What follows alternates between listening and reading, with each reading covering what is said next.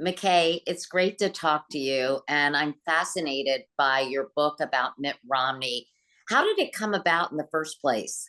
Well, I had covered him as a reporter, his 2012 presidential campaign. And then once he got to the Senate, I profiled him for The Atlantic. But I had kept in touch with him throughout the 2020 election and especially in the aftermath of the election. And he was obviously becoming increasingly concerned about Donald Trump's refusal to, accept defeat and the lies he was spreading about having the election stolen from him.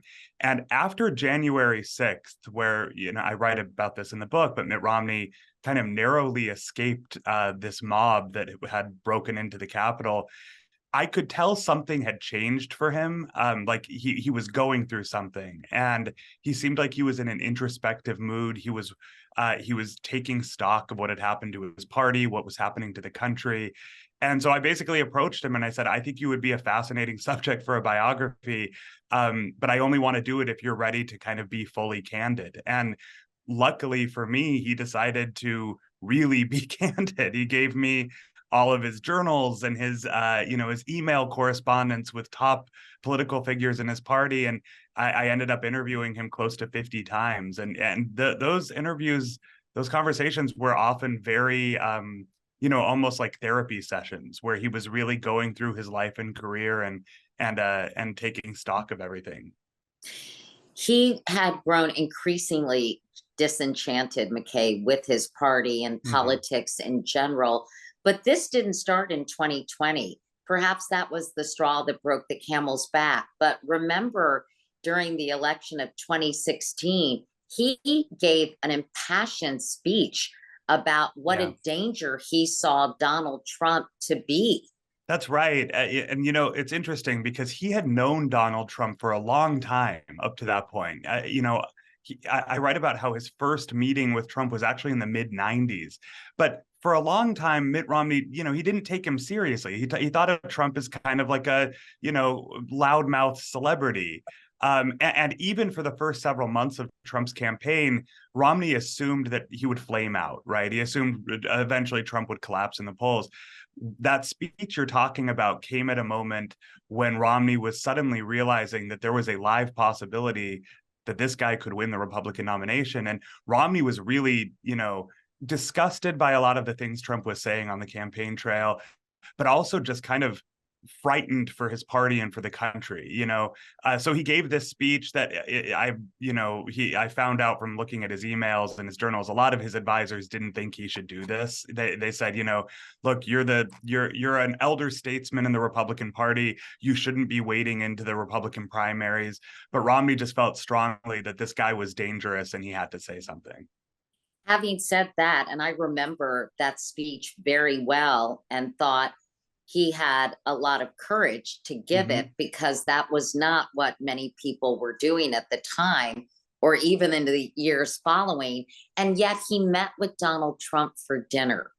And I'm curious if he regrets doing Yeah. that. He doesn't regret it, but only for this reason. So the context of that dinner, and there's a famous photo that I think a lot of people have seen of, Trump is sort of smiling, grinning at the camera, and Romney looks kind of mortified that he's there. Um, the context there was that Trump had won the election and was talking to Romney about potentially naming him Secretary of State. And when Romney was first approached about this idea, I write about how he thought it was a trap. He couldn't imagine that Trump, who he'd been so critical of, would actually consider putting him in the administration. But at the same time, once this became public that he was kind of on the short list, he started getting calls from former secretaries of state in both parties, including Hillary Clinton, saying, if Trump offers you this job, you have to take it. And the theory was basically, Trump's election is an emergency and he doesn't have any political experience. He doesn't seem to have much knowledge of foreign affairs. So we need adults in the room. So Romney, jumped through the requisite hoops to kind of, talk about the job, consider the job. Ultimately, he didn't get it because Trump demanded that Romney retract everything he had said about Trump on the campaign trail over the last year. And Romney basically said, look, I just can't do that. It would be ridiculous for me to say that I didn't mean any of that now. And that was the deal breaker for Trump. And so I don't think Romney regrets meeting with him, but certainly I think that was sort of what the last temptation for him, where he kind of had a moment where he wanted the job, right? He told me there was this like noble motivation for meeting with him, but then there was this other side of him that he wanted to, he wanted the position of power. He wanted to be Secretary of State, and ultimately he wasn't willing to go quite as far as Trump wanted him to go. But it was a real temptation for him. And perhaps he thought he could be a modifying influence I think so. on Trump, which I think motivated a lot of people to be a part of that first administration. Mm-hmm. And perhaps that was what was motivating him. But in the aftermath of that, Donald Trump really ridiculed Mitt Romney and made fun of him and said he wanted this job after trashing me. I'm paraphrasing, obviously, here. And that must have been kind of humiliating for Mitt Romney. Yeah, afterward, Trump and, a lot of the people in Trump's circle claimed that they actually never intended to give the job to Mitt, and that it was all kind of a way to show that, he was full of it, basically. My reporting suggests that's not true. I think Trump actually was actively considering Romney. I think Trump thought that if he could bring one of his most vocal Republican critics into his tent, that would make him look good. In the end, obviously it didn't work out, but yeah, I think that probably if Romney, knowing how it would work out and knowing everything that happened now, he would probably go back and not take that dinner. I would think so. Meanwhile, you met with Senator Romney in his townhouse in DC. And honestly, you paint a portrait of a pretty isolated, lonely guy. Mm-hmm. And were you surprised that he was so solitary? I was not surprised that he was, at least somewhat alienated by his party. But, when I started interviewing him, I did have, I think, this image of what life for a U.S. senator was like in Washington, which you assume they're going to a lot of functions and they're taking dinners with important people and they're kind of out on the town. That was not Mitt Romney's experience at all. He didn't really have a lot of friends in Washington. His own party, he was almost kind of a pariah in the GOP, didn't have a lot of Democratic friends. And I remember the first meeting that I had in his townhouse. He was kind of giving me a tour, and he showed me the freezer in his kitchen, and it was full of frozen salmon fillets that Lisa Murkowski, the senator from Alaska, had given him. And he said, I don't really like salmon that much, but I find that if I warm these up and put them on a hamburger bun and smother them with ketchup, they make an okay dinner. And he showed me where he would eat his dinner, which was at this leather recliner in front of a giant TV. And I was like, man, this is your life, Mitt? Like, you're watching Netflix and eating salmon burgers? Like, you would expect something a little more fancy for Mitt Romney, but that he really is, I think I actually benefited from his isolation in some ways, because he was always open to meet with me. And when I would come over, and Katie, this as a journalist, that when you have a subject who's really excited to talk to you, it helps. And he sometimes would keep me there for hours, just telling stories and talking about, I would get through all my questions, and then he'd say, so are you reading anything good lately? Or, have you seen Better Call Saul? So his loneliness, I guess, kind of worked to your advantage. I think it really did. I should say in Mitt's broader life, he's not a lonely person. He, has a great relationship with his wife, Anne. He has, his 5 sons and grandkids. And so when he's with his family, and I got to see him in that context too, that's when he's happiest. But here in DC by himself, at this moment when the Republican Party is kind of left him behind, I think he has been lonely. I know that one of the reasons he decided not to run for reelection was because he actually missed his wife, Anne, who's been dealing with MS for many, many years. Yeah. How big a factor was that in his decision not to seek reelection? Oh, it was, I think, a significant factor. In Mitt Romney's Senate office, he has a life-size cardboard cutout of Anne that that he keeps there because he misses her. And his staff gave it to him as kind of a joke, but he loves like looking at it. He believes that, he's now in his mid-70s as Anne, and what he told me is, I don't know how many more good years I have left. I don't know how many more good years Anne has left. And I want to make sure that I spend these last years with her and with my family and not sitting in caucus lunches with Josh Hawley and Ted Cruz, who hate me, right? I mean, I'm paraphrasing a little bit, but not that much. He really does miss his family, and he's happiest when he's with them, and especially with Anne.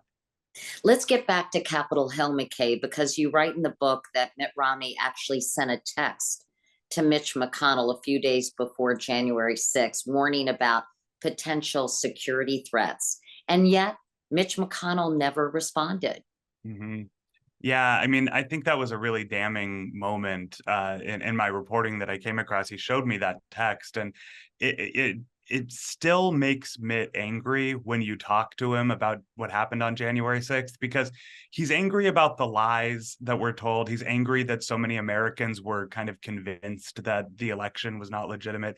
But he's also angry because he feels that they had ample warning to prepare for what happened. That text that he sent to Mitch McConnell not only warned of potential security threats to the Capitol on January 6th, the day of the president's rally, but explicitly warned of a scenario where people would storm the Capitol. And this was based on something a Senate colleague told him, which was based on something he had heard from a high-level Pentagon official. So they knew that this was a possibility. But, Mitch McConnell, Republican leadership, nobody was prepared. And he still, when he talks about that moment where they had to be evacuated and the senators didn't know where to go, he talks about how they got to the end of a hallway and asked the Capitol Police, where should we be going? And the Capitol Police didn't know. They had no plan of evacuation. They had no safe room ready, set up.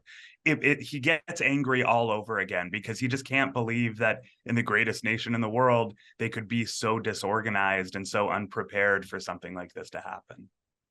I'm curious how he feels. I know you've talked about many other Republicans who privately shared Mitt Romney's views of Donald Trump, but refused to ever express them publicly, Mm-hmm. which must have been so upsetting to Mitt Romney and frustrating to Mitt Romney. And I'm curious what his view is on the lack of spine in many other Republican colleagues who felt the same way, but just were too frightened to say it. Yeah, I think he's enormously disappointed with the members of his party. And, he's been a Republican for, decades. He's devoted a lot of his adult life to helping this party.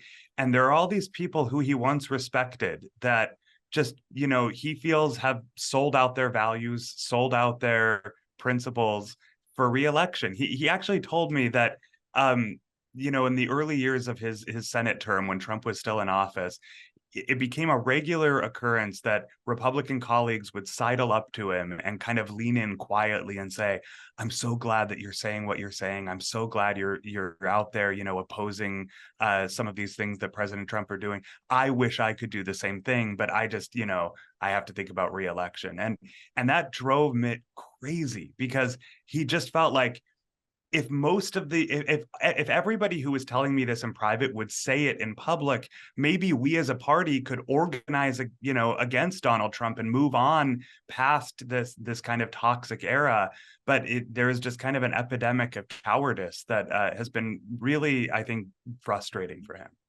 How did he explain this cowardice? I mean, this lack of political courage and ability to stop someone who people in his own party admitted was a dangerous threat to the whole country, not just to Mm-hmm. their party. Right. No, I mean,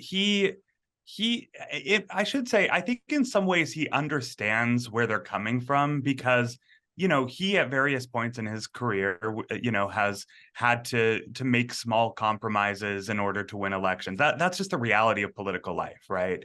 But what he said is that he thinks that too many of his colleagues are obsessed with the next news cycle or the next election cycle, and they're not thinking about how they'll be remembered by history. And he said one of the things that helped him find his voice in these last several years has been to think more deliberately about what his obituary is going to say, what his grandkids will remember about him. And he thinks that if we could somehow get more elected leaders to think in those terms, it would change the calculation for how they make decisions as politicians. He pulls no punches talking about his colleagues, McKay. I mean, he is brutal. Yeah. Let's talk about his views on some of these bold-faced Republican names. Mitch McConnell. He, I think he in some ways respects how McConnell manages the caucus, his leadership abilities. But he told me a story about McConnell coming up to him right after the first phase of the impeachment trial in the Senate, and saying, after the impeachment managers had laid out their case against Trump, they nailed him. And Romney, kind of taken aback, said, well, I'm sure the president will have his defense, XYZ, kind of laid it out. And McConnell said, if you believe that, I've got a bridge to sell you, which shows that McConnell, who eventually voted to acquit Trump like every other Republican besides Romney, quietly believed that Trump was guilty. And in fact, Romney quoted Mitch McConnell to you speaking about Trump, saying, quote, he's an idiot. He doesn't think when he says things. Mm-hmm. And basically saying, that Mitt Romney was lucky that he could speak his mind and he could say the things that, quote, we all think. Yeah.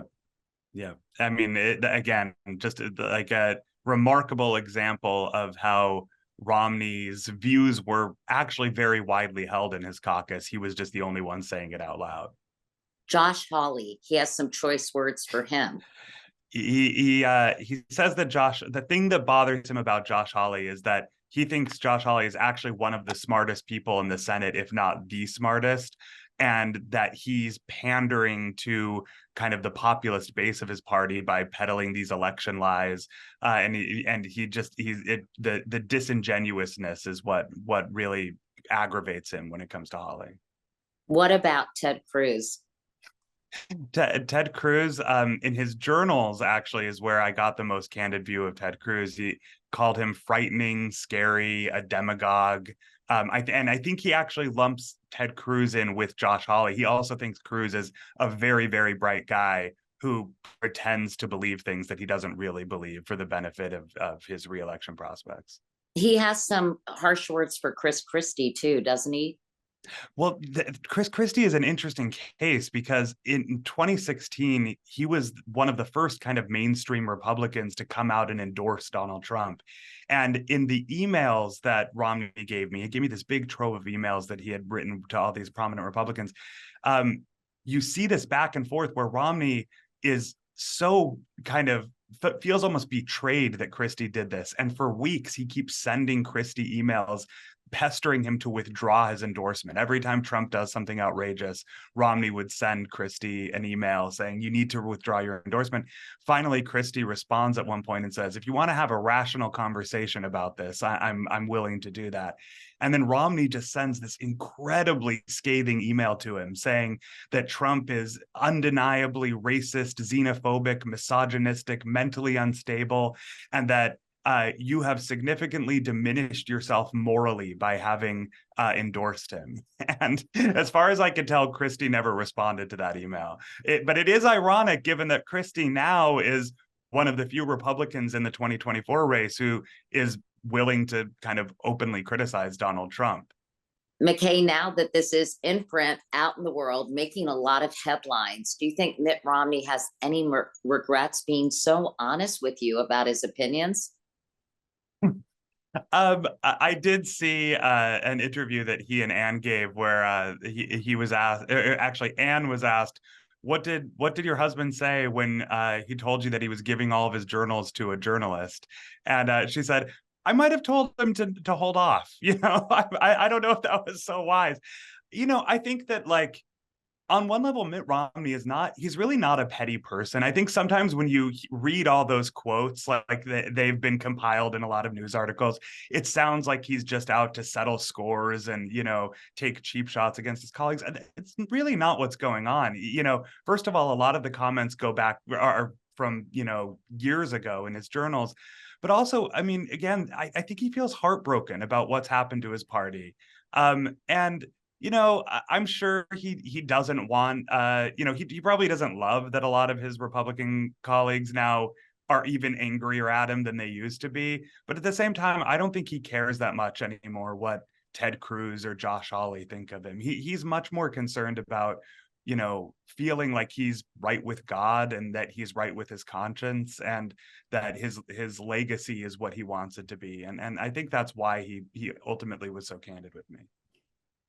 I know that the way the Republican Party has evolved has taken a very significant psychic toll on him, even more than his loss in 2012. Mm-hmm. And speaking of that, I was curious, and I haven't read your book yet, and I'm super excited to do so, if he talked about the famous binders full of women comment during the debate, which I think made him the subject of a lot of ridicule. And I always thought that that was slightly unfair, to be honest with you. Yeah. It's funny. I actually was just talking to another, prominent media figure who said the same thing. He was saying, in retrospect, we made a lot of hay out of that and talked about that a lot.